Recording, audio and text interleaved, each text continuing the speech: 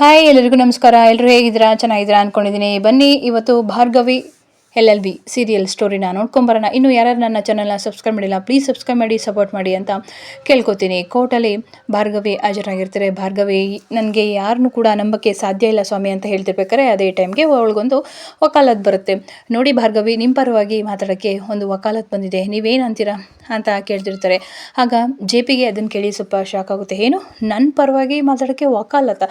ಯಾರು ಸರ್ ಅವರು? ಯಾರವರು ನನ್ನ ಪರವಾಗಿ ಮಾತಾಡೋಕ್ಕೆ ಬಂದಿರುವಂತಹ ವ್ಯಕ್ತಿ? ಯಾರು ಸರ್ ಅದು ಅಂತ ಯಾರೂ ಕೂಡ ಬರೆದಿರೋಂತಹ ಒಂದು ಸಿಚುವೇಶನಲ್ಲಿ ನನ್ನ ಪರವಾಗಿ ಬಂದಿದ್ದಾರೆ, ಯಾರು ಸರ್ ಅವರು ಅಂತ ಹೇಳಿ ಭಾರ್ಗವಿ ಕೇಳ್ತಾ ಇರ್ತಾರೆ. ನನ್ನ ಕೇಸಸ್ ಬಗ್ಗೆ ಮಾತಾಡೋಕ್ಕೆ ಧೈರ್ಯ ಮಾಡಿ ಬಂದಿರುವಂತಹ ವ್ಯಕ್ತಿ ಯಾರು ಸರ್ ಅಂತ ಭಾರ್ಗವಿ ಗಾಬರಿಯಲ್ಲಿ ಕೇಳ್ತಾ ಇರ್ತಾರೆ. ಎಲ್ರಿಗೂ ಕೂಡ ಸ್ವಲ್ಪ ಶಾಕ್ ಆಗ್ತಿರುತ್ತೆ. ಯಾರಿರ್ಬೋದು? ಯಾರೂ ಕೂಡ ಈ ಕೇಸಸ್ನ ತೊಗೊಳಕ್ಕೆ ಬಂದಿಲ್ಲ, ಹಾಗಾಗಿ ಯಾರು ಬಂದಿರ್ಬೋದು ಅಂತ ನೋಡ್ತಾ ಇರ್ತಾಳೆ ಭಾರ್ಗವಿನೂ.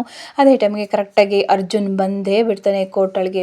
ಆಗ JPಗೆ ಅದನ್ನು ನೋಡಿ ಫುಲ್ಲು ಶಾಕ್ ಆಗುತ್ತೆ. ಏನಿದು, ನನ್ನ ಮಗನೇ ಬಂದಿದ್ದಾನಲ್ಲ ಅಂತ ಹೇಳಿ. ಅರ್ಜುನ್ ನೀನು ಬಂದ್ಯಾ ಅಂತ JPನೂ ಕೂಡ ಅಂದ್ಕೊಂಡು ಸ್ವಲ್ಪ ಶಾಕಾಗಿ ಎದ್ದು ನಿಂತ್ಕೊತಾಳೆ.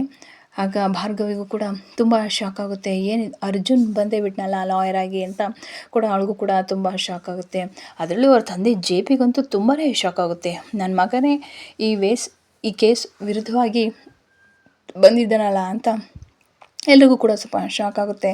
ಇನ್ನೊಂದು ಕಡೆ ಮುತ್ತತಿ ಬೇಕು ಅಂತಲೇ ಅವರು ಮನೆಗೆ JP ಅವ್ರ ಮನೆಗೆ ಬಂದಿರ್ತಾರೆ. ರಮ್ಯಾ ರಮ್ಯಾ ರಮ್ಯಾ ಎಲ್ಲಿದ್ಯಾ ಅಂತ ಜೋರಾಗಿ ಹೇಳಿ ಕೂಗ್ತಾ ಇರ್ತಾಳೆ. ಅದೇ ಟೈಮ್ಗೆ ಅವ್ರು ಚಿಕ್ಕಿ ಬರ್ತಾಳೆ. ಯಾರು ನೀನು ಅಂತ ಕೇಳ್ತಾರೆ. ನನಗೆ ರಮ್ಯಾ ಬೇಕಿತ್ತು. ಯಾರು ರಮ್ಯಾನೂ ಇಲ್ಲ, ರಮ್ಯಾ ಇದೇ ಮನೆ ಅಡ್ರೆಸ್ ಕೊಟ್ಟಿರೋದು, ಅವಳು ಇಲ್ಲೇ ಇದ್ದಾಳೆ ಅಂತ, ಅವಳ ಲವರು ಮುತ್ತತ್ತಿ ಬಂದಿದ್ದೀನಿ ಅಂತ ಹೇಳಿ ಬರ್ತಾಳೆ ಅಂತ ಹೇಳ್ತಾರೆ. ಹಲೋ, ಇಲ್ಲಿ ರಮ್ಯಾ ಅನ್ನೋರು ಇಲ್ಲಿ ಯಾರೂ ಇಲ್ಲ ಗೊತ್ತಾಯ್ತಾ, ಹೋಗ್ತಾ ಇರೋ ಮುಂದಕ್ಕೆ ನೀನು ಯಾವುದೋ ರಾಂಗ್ ಅಡ್ರೆಸ್ ಬಂದಿದ್ಯಾ ಅಂತ ಹೇಳ್ಬಿಟ್ಟು ಬರ್ತಾಳೆ. ಜೋರಾಗಿ ಸುಮ್ಮನಿರ್ರಿ, ಇದೇ ಮನೆ ಅಡ್ರೆಸ್ ಕೊಟ್ಟಿರೋದು, ರಮ್ಯಾ ರಮ್ಯಾ ಅಂತ ಜೋರಾಗಿ ಕೂಗ್ತಾ ಇರ್ತಾನೆ. ಅದೇ ಟೈಮ್ಗೆ ಬೃಂದನೂ ಕೂಡ ಬರ್ತಾಳೆ. ಆ ಬೃಂದಾಗೆ ಸ್ವಲ್ಪ ಶಾಕ್ ಆಗುತ್ತೆ. ಇದೇನಿದು ಇವನು ಬಂದಿದ್ದಾನಲ್ಲ ಅಂತ. ಯಾರು ನೀನು ಅಂತ ಕೇಳ್ತಿರ್ಬೇಕಾರೆ ಇಲ್ಲಿ ಯಾರೂ ಇಲ್ಲ ಹೋಗು ಅಂತ ಹೇಳ್ತಿದ್ದೀನಿ, ನೋಡಮ್ಮ ಬೃಂದ ಯಾರೋ ಬಂದಿದ್ದಾರೆ. ಅತ್ತೆ ಚಿಕ್ಕಿ, ಇವರು ನನ್ನ ಫ್ರೆಂಡ್ ಅವ್ರ ಗಂಡ ಏನೋ ಮಿಸ್ ಆಗಿ ಏನೋ ಹುಡ್ಕೊಂಡು ಬಂದಿದ್ದಾರೆ ಅಂತ ಮಾತಾಡ್ತಾರೆ. ಏನೋ ಇಂಥವರೆಲ್ಲ ನಿನ್ನ ಫ್ರೆಂಡಾ ಅಂತ ಹೇಳ್ತಾರೆ. ಹ್ಞೂ ಹೌದು ಹೌದು ಅಂತ ಹೇಳ್ತಾರೆ. ನಿನ್ನ ಫ್ರೆಂಡು ಅಂತ್ಯಾ, ಬಾ ಒಳಗಡೆ ಕೂತ್ಕೊಂಡು ಮಾತಾಡೋಣ ಅಂತ ಹೇಳ್ತಾರೆ. ರಮ್ಯಾ ಇಲ್ವಾ ಅಂತ ಕೇಳ್ತಿರ್ತಾಳೆ. ಆಗ ಇನ್ನೊಂದು ಕಡೆ ಕೋರ್ಟಲ್ಲಿ ಅದ್ರ ಬಗ್ಗೆ ವಾದ ಮಾಡೋಕ್ಕೆ ಅಂತ ಬಂದಿರ್ತಾರೆ. JPಗೆ ಅದು ನೋಡಿ ತುಂಬಾ ಖುಷಿಯಾಗುತ್ತೆ. ಇನ್ನೊಂದು ಕಡೆ ಭಾರ್ಗವಿಗೂ ಕೂಡ ತುಂಬಾ ಖುಷಿಯಾಗುತ್ತೆ ಅರ್ಜುನ್ ಬಂದಿರೋದನ್ನು ನೋಡಿ. ಆಗ ಅರ್ಜುನ್ ಬಂದು ಎಲ್ರಿಗೂ ಕೂಡ ನಮಸ್ಕರಿಸಿ ಬರೋದು ಸ್ವಲ್ಪ ತಡ ಆಯಿತು ಅಂತ ಹೇಳ್ತಾರೆ. ಆಗ JP ಅವರ ಅಸಿಸ್ಟೆಂಟ್ ಲಾಯರ್, ಏನು ಸರ್ ನಿಮ್ಮನೇಲೇ ಲಾಯರ್ ಇದ್ದಾನೆ ಅನ್ನೋದನ್ನು ನೀವು ಮರ್ತೇ ಬಿಟ್ರಲ್ಲ ಸರ್, ಈ ಏರಿಯಾದಲ್ಲಿ ಯಾರೂ ಕೂಡ ಈ ಕೇಸಸ್ನ ತೊಗೊಳಕ್ಕೆ ಬರದಲ್ಲೇ ಇದ್ದಾಗ ನಿಮ್ಮನೇ ಲಾಯರೇ ಬರಬೇಕಾಯ್ತಲ್ಲ ಸರ್ ಅಂತ ಹೇಳ್ತಿರ್ತಾನೆ. ಇನ್ನೊಂದು ಕಡೆ ಬೃಂದ ಆ ಮುತ್ತತ್ತಿನ ಕರ್ಕೊಂಡು, ನೀನು ಯಾಕೋ ಬಂದೆ ಇಲ್ಲಿಗೆ, ಮತ್ತು ರಮ್ಯಾ ಇಲ್ಲಿಗೆ ಬಂದಿದ್ದಳಲ್ಲ, ಸೊ ಹಂಗಾಗಿ ಬಂದೆ, ನಂದು ಅವಳದು ಮದುವೆ ಫಿಕ್ಸ್ ಆಗಿದೆ, ಇನ್ನೂ ಮದುವೆ ಏನಾಗಿಲ್ವಲ್ಲ, ಮದುವೆ ಆಗೋಳ್ತಾನೆ, ಅದರಲ್ಲೂ ಕೂಡ ಇಲ್ಲಿ ಕಳಿಸಿದ್ದೀನಿ, ಎಲ್ಲಿ ರಮ್ಯಾ ಅಂತ ಕೇಳ್ತಾಳೆ. ಕೋರ್ಟಲ್ಲಿ ಹಿಯರಿಂಗ್ ಇದೆ, ಕೋರ್ಟಿಗೆ ಹೋಗಿದ್ದಾಳೆ. ಹೌದಾ, ಕೋರ್ಟಿಗೆ ಕಳಿಸಿದ್ದೀರಾ, ಅದೇನು ಕಳಿಸ್ಬಿಟ್ರಿ, ನನ್ನ ಒಂದು ಮಾತು ಕೇಳಿದಳೆ ಅಂತ ಹೇಳ್ತಾರೆ. ಇದರಲ್ಲೇ ಸರಿ ಆಯ್ತಲ್ಲ, ನಾನು ಮಾತಾಡೋದು ಅವಳ ಜೊತೆ, ಸರಿ ಆಯಿತು, ನನಗೆ ಇನ್ನು ಸ್ವಲ್ಪ ದುಡ್ಡು ಬೇಕು ಕೊಡಿ. ಏನು ದುಡ್ಡು ಪಡ್ಡು ಇಲ್ಲ, ನೀನು ಬೇಕು ಅಂದರೆ ರಮ್ಯಂತಲೇ ಹೋಗಿ ಕೇಳ್ಕೊ ಹೋಗು. ಹೌದಾ, ಹಾಗಾದ್ರೆ ಯಾವುದೋ ಹುಡುಗಿ ಸಂಧ್ಯಾ ಓಡೋಗಿದ್ದಾಳೆ ಅಂತ ತಲೆ ತುಂಬಿದ್ರಲ್ಲ ಸಂಧ್ಯಂಗೆ, ಅವಳು ನಿಜವಾಗ್ಲೂ ಸತ್ತೋಗಿದ್ದಾಳೆ ಅಂತ ನನಗೆ ಗೊತ್ತು, ಆ ವಿಷಯನ ಹೇಳ ಎಲ್ಲರಿಗೂ, ನೀನು ದುಡ್ಡು ಕೊಡ್ದವ್ರಿಗೆ ನಾನು ಮನೆ ಒಳಗೆ ಹೋಗ್ತೀನಿ ಅಂತ ಹೇಳ್ತಾರೆ. ಆಯಿತು ಅಂತ ಹೇಳ್ಬಿಟ್ಟು ದುಡ್ಡನ್ನ ಹಾಕ್ತಾರೆ. ಹೀಗೆ ಬರ್ತಾ ಇರ್ತೀನಿ, ಸ್ವಲ್ಪ ದುಡ್ಡು ಕೊಡ್ತಾ ಇರಿ ಮೇಡಮ್ ಅಂತ ಹೇಳಿಬಿಟ್ಟು ಮುತ್ತತ್ತಿ ಅಲ್ಲಿಂದ ಅವಳನ್ನ ಎದುರಿಸಿ ಬೃಂದನ ದುಡ್ಡು ಇಸ್ಕೊಂಡು ಅಲ್ಲಿಂದ ಹೋಗ್ತಾಳೆ. ಹಲೋ ಸಾಕು, ಹೋಗ್ತಾ ಇರೋ ಅಂತ ಹೇಳ್ತಾರೆ. ಆಗ ಚಿಕ್ಕಿ ನೋಡ್ತಿರ್ತಾರೆ. ಏನು ಅವಳ ಜೊತೆ ಮಾತಾಡ್ತಾ ಇದೆಯಾ ನೀನು? ಹಾಗೆ ಸುಮ್ಮನೆ ಅವ್ನ ಹೆಂಡತಿ ಅವಳು ಏನೋ ಜಗಳ ಮಾಡ್ಕೊಂಡಿದ್ರಂತೆ, ಹಾಗಾಗಿ ಮಾತಾಡ್ತಿದ್ದೆ ಅಂತ ಹೇಳ್ತಾರೆ. ಹಲೋ, ನೀನು ಆ ಸಂಧ್ಯಾನ ಕರ್ಕೊಬಂದು ಬದುಕೊಂಡಿದ್ಯಾ, ಇಲ್ಲ ಅಂತಂದರೆ ಈ ಮನೆಯಿಂದ ನೀನು ಗೇಟ್ ಪಾಸ್ ತೊಗೋಬೇಕಿತ್ತು ಅಂತ ಹೇಳಿಬಿಟ್ಟು ಅಲ್ಲಿಂದ ಹೊರಟೋಗ್ತಾರೆ. ಬೃಂದ ಇವರೊಬ್ಬರು ಅಂತ ಅನ್ಕೋತಾರೆ. ಇನ್ನೊಂದು ಕಡೆ ಬೃಂದ ಅವ್ರ ತಂದೆ ಅವರು ಕೂಡ ಹೌದು, JP ಎದುರಿಗೆ JP ಪಾಟೀಲ್ ಮಗನೇ ಬರಬೇಕಾಯ್ತು ಅಂತ ಹೇಳ್ತಿರ್ತಾರೆ. ಇನ್ನೊಂದು ಕಡೆ JP ಜೋರಾಗಿ ಹಾಗೆ ನಗ್ತಾ ಇರ್ತಾನೆ, ತುಂಬ ಖುಷಿಯಾಗಿ ನನ್ನ ಮಗನ ಲಾಯರ್ ಕೋರ್ಟಲ್ಲಿ ನೋಡಿದ್ದು ಅಂತ. ಇನ್ನೊಂದು ಕಡೆ ಅರ್ಜುನ್ ಭಾರ್ಗವಿಗೆ ಕಣ್ಸನ್ನೆ ಮಾಡಿ ಹೇಳ್ತಾರೆ, ನಾನಿದ್ದೀನಿ ಅಂತ ಧೈರ್ಯ ನಿಮ್ತಾರೆ. ಸರ್, ನನ್ನ ಕಕ್ಷಿದಾರದಂತಹ ಭಾರ್ಗವಿ ಮೇಲೆ ಒಂದು ಕೊಲೆ ಅಪವಾದ ಬಂದಿದೆ. ಆ ಅಪವಾದ ನಿಮ್ಮೆಲ್ರಿಗೂ ಕೂಡ ಆಲ್ರೆಡಿ ಗೊತ್ತಾಗಿದೆ. ಅವರು ಒಂದು ನಿಷ್ಠಾವಂತ ಅಧಿಕಾರಿ ಸರ್, ಅವ್ರ ಮೇಲೆ ಈ ಸುಳ್ಳು ಕೇಸ್ ಬರೋಕ್ಕೆ ಯಾವುದೇ ಕಾರಣಕ್ಕೂ ಚಾನ್ಸ್ ಇಲ್ಲ ಅಂತ ಹೇಳ್ತಾರೆ. ಇನ್ನೊಂದು ಕಡೆ ಜೆ ಪಿ ನಗ್ತಿರ್ತಾರೆ. ಸರ್ ಹೋಗಿ ಸರ್, ಇದು ಮನೆ ಅಲ್ಲ, ನಿಮ್ಮ ಮಗ ಅಲ್ಲ, ಇಲ್ಲಿ ನಿಮ್ಮ ಆಪೋಸಿಟ್ ಲಾಯರು ಹೋಗಿ ಅಂತ ಹೇಳ್ತಾರೆ. ಅಬ್ಜೆಕ್ಷನ್ ಓವರ್ ರೂಲ್ಡ್ ಅಂತ ಬಂದು ಮಾತಾಡ್ತಿರ್ತಾರೆ. ಅದು ಹೇಗೆ ಹೇಳ್ತೀರಾ, ಕೋರ್ಟಿಗೆ ಸುಳ್ಳು ಸಾಕ್ಷಿಗಳನ್ನ ನೀಡಿ ಕೋರ್ಟ್ ಸಮಯನ ಹಾಳು ಮಾಡಿದ್ದಾರೆ. 10 ಜನ ಅಪರಾಧಿಗಳಿಗಿಂತ ಒಬ್ಬ ನಿರಪರಾಧಿಗೆ ಜೈಲು ಆಗಬಾರ್ದು ಅನ್ನೋದೇ ಈ ರೂಲ್ಸು, ನಿಮಗೂ ಕೂಡ ಗೊತ್ತಿರಬೇಕು ಫ್ರೆಂಡ್ ಅಂತ ಹೇಳ್ತಾರೆ. ಈ ವಿಷಯ ನಮಗೆ ಗೊತ್ತು, ಇವರು ಅಪರಾಧಿ ಅಲ್ಲ ಆಯಿತಾ, ನಾವು ಯಾವುದೇ ಕಾರಣಕ್ಕೂ ಒಬ್ಬ ನಿರಪರಾಧಿನ ಅಪರಾಧಿ ಅಂತ ನಾವು ಡಿಕ್ಲೇರ್ ಮಾಡೋಕ್ಕೆ ಸಾಧ್ಯ ಇಲ್ಲ, ಅದನ್ನು ನೆನ್ಪಿಟ್ಕೊಳ್ಳಿ ಸರ್ ಅಂತ ಹೇಳ್ತಿರ್ತಾರೆ. ಆಗ ಅದು ಹೇಗೆ ಹೇಳ್ತೀರಾ, ಕೋರ್ಟು ಸಾಕ್ಷಿನ ಕೇಳುತ್ತೆ ಆಯಿತಾ, ಆ ಸಾಕ್ಷಿ ಎಲ್ಲವೂ ವಿರುದ್ಧವಾಗೇ ಇದೆ ಭಾರ್ಗವಿ ಪರವಾಗಿ, ಹಾಗಾಗಿ ಈ ಕೇಸ್ ಹಾಕಬೇಕಾಯಿತು.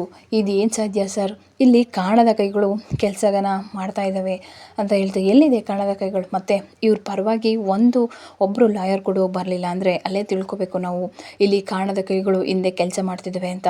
ಅದನ್ನು ಕಂಡುಹಿಡಿಯೋಕ್ಕೇ ನಾನು ಬಂದಿರೋದು ಅಂತ ಹೇಳ್ತಾರೆ. ಹಲೋ, ಇಲ್ಲಿ ಭಾವನೆಗಳಿಗೆ ಬೆಲೆ ಇಲ್ಲ, ಕೋರ್ಟ್ ಏನಿದ್ರು ಕೂಡ ಸಾಕ್ಷಿನ ಕೇಳುತ್ತೆ. ಈ ಸಾಕ್ಷಿ ಒದಗಿಸೋದೇ ಇಲ್ಲಿ ಮುಖ್ಯ ನನ್ನ ಫ್ರೆಂಡ್ ಅಂತ ಹೇಳ್ತಿರ್ತಾರೆ. ಅದಕ್ಕೋಸ್ಕರನೇ ಈ ಕೇಸ್ನ ಮತ್ತೆ ಓಪನ್ ಮಾಡಬೇಕು, ಲಾಯರ್ನ ಸಿಕ್ಕಾಕ್ಸಿ ಅವ್ರನ್ನ ಅಪರಾಧಿ ಸ್ಥಾನದಲ್ಲಿ ನಿಲ್ಲಿಸಿರೋದಕ್ಕೆ ಅವ್ರಿಗೆ ನ್ಯಾಯ ಕೊಡ್ಸೋಕ್ಕೆ ಅಂತ ಬಂದಿರೋದು. ಭಾರ್ಗವಿಯಾಗಿ ಒಂದು ಹೆಣ್ಣು, ಅವಳು ಕೂಡ ಇನ್ನೊಂದು ಹೆಣ್ಣಿಗೆ ಶೋಷಣೆ ಆಗಿದೆ ಅಂತ ಹೇಳಿ ಇಲ್ಲಿ ನ್ಯಾಯ ಒದಗಿಸೋಕ್ಕೆ ಅಂತ ಬಂದರು. ಆದರೆ ಅದೇ ಇಕ್ಕಟ್ಟಿನ ಸ್ಥಿತಿಯಲ್ಲಿ ಅವ್ರನ್ನೇ ಇಲ್ಲಿ ಕೂಡಾಕಿದ್ದಾರೆ. ಹಾಗಾಗಿ ನಾನು ಬರೋದು ಸ್ವಲ್ಪ ತಡ ಆಯಿತು, ಆದರೂ ಕೂಡ ಕರೆಕ್ಟ್ ಟೈಮಿಗೆ ಬಂದಿದ್ದೀನಿ ಅಲ್ವಾ ಫ್ರೆಂಡ್ ಅಂತ ಮಾತಾಡ್ತಾ ಇರ್ತಾರೆ. ಆಗ ಜೆ ಪಿ ಅಳೋದನ್ನೆಲ್ಲ ಹಾಗೆ ನೆನೆಸ್ಕೊತಾ ಇರ್ತಾಳೆ.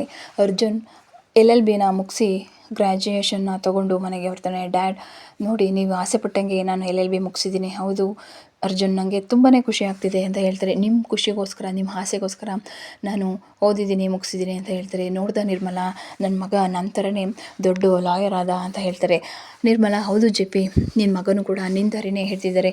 ಇಬ್ಬರು ಕೂಡ ಕಪ್ಪು ಕೋಟ್ ಹಾಕ್ಕೊಂಡು ಕೋರ್ಟಿಗೆ ಹೋಗ್ತಾಯಿದ್ರೆ ತುಂಬಾ ಖುಷಿಯಾಗುತ್ತೆ, ಎಲ್ಲರೂ ಕೂಡ ನೋಡಿ ಹೊಟ್ಟೆ ಹೊರ್ಕೋತಿರ್ತಾರೆ ಅಂತ ನಿರ್ಮಲಾ ಹೇಳ್ತಿರ್ತಾರೆ. ಹೌದು, ನನಗೆ ನನ್ನ ಮಗ ಲಾಯರ್ ಆಗಿದ್ದು ತುಂಬಾ ಖುಷಿಯಾಗಿದೆ. ಇಬ್ಬರು ಕೂಡ ಒಟ್ಟಿಗೆ ಹೋಗಬೇಕು. 1-2 ವರ್ಷ ಲಾ ಪ್ರಾಕ್ಟೀಸ್ನ ಮಾಡು ಅರ್ಜುನ್ ನೀನು, ಆಮೇಲೆ ಡೈರೆಕ್ಟಾಗೆ ನ್ಯಾಯಾಧೀಶ ಆಗಿರುವಂತೆ ಎಕ್ಸಾಮ್ ಬರೆದ್ಬಿಟ್ಟು ಅಷ್ಟರೊಳಗೆ ನಾನು ಕೂಡ ಜಡ್ಜ್ ಕೂಡ ಆಗಿರ್ತೀನಿ ಅಂತ ಹೇಳ್ತಿರ್ತಾರೆ. ನೋ ಡ್ಯಾಡ್, ನನಗೆ ಅದು ಅಂತ ಹೇಳ್ತಾರೆ. ಅದು ಇಲ್ಲ ಇದು ಇಲ್ಲ, ನಾನು ಹೇಳ್ದಾಗ ನೀನು ಮಾಡಬೇಕಷ್ಟೇ. ನನ್ನ ಆಸೆ ಕನಸನ್ನು ನೀನು ಪೂರೈಸಿದೆಯಲ್ವಾ, ಹಂಗಂದಮೇಲೆ ನೀನು ಕೂಡ ಒಂದು ದೊಡ್ಡ ಲಾಯರ್ ಆಗಲೇಬೇಕು. ಓಹ್ ಇಲ್ವಾ, ಲಾಯರ್ ಆಗೇ ಇರ್ತೀಯಾ, ಆಯಿತು ಇರು ಅಂತ ಹೇಳ್ತಾರೆ. ಅದು ಡ್ಯಾಡ್, ನನಗೆ ಲಾಯರ್ ಆಗೋಕ್ಕೆ ಇಷ್ಟ ಇಲ್ಲ ಡ್ಯಾಡ್, ನಾನು ನಿಮಗೋಸ್ಕರ, ನಿಮ್ಮ ಖುಷಿಗೋಸ್ಕರ ನಾನು ಇದನ್ನು ಓದಿದೆ, ನಿಮ್ಮ ಆಸೆನ ತೀರಿಸಿದ್ದೀನಿ, ಬಟ್ ನನಗಿದನ್ನು ಮುಂದುವರ್ಸೋಕ್ಕೆ ಇಷ್ಟ ಇಲ್ಲ. ನನಗೆ ಒಬ್ಬ ಬಿಸ್ನೆಸ್ ಮ್ಯಾನ್ ಆಗಬೇಕು ಅಂತ ಅಂದ್ಕೊಂಡಿದ್ದೀನಿ, ಇದರಿಂದ ರಿಸ್ಕ್ ಎಲ್ಲ ಬಂದು, ದಯವಿಟ್ಟು ನಿಮ್ಮ ಒಂದು ಕನಸಿಗೆ ನಾನು ಸಪೋರ್ಟ್ ಮಾಡಿದ್ದೀನಿ, ನನ್ನ ಒಂದು ಕನಸಿಗೆ ನೀವು ಸಪೋರ್ಟ್ ಮಾಡಲೇಬೇಕು ಅಂತ ಹೇಳ್ತಾರೆ. ನೋ ಇಲ್ಲ ಅರ್ಜುನ್, ನಾನು ಹೇಳ್ದಾಗೆ ನೀರಬೇಕು, ನನ್ನ ಕನಸನ್ನ ನೀನು ಈಡೇರಿಸಲೇಬೇಕು, ನಾನು ಅಂದ್ಕೊಂಡಂಗೆ ನೀನಿರಬೇಕು, ಲಾಯರ್ ಆಗಲೇಬೇಕು ಅಂತ ಹೇಳ್ತಾರೆ. ಇಲ್ಲ ಡ್ಯಾಡ್, ನಾನು ಆಗಲ್ಲ, ನನಗೆ ಇಷ್ಟ ಇಲ್ಲ ಅಂದಮೇಲೆ ನನಗೆ ಫೋರ್ಸ್ ಮಾಡಿಬಿಡಿ ಅಂತ ಹೇಳ್ತಾರೆ.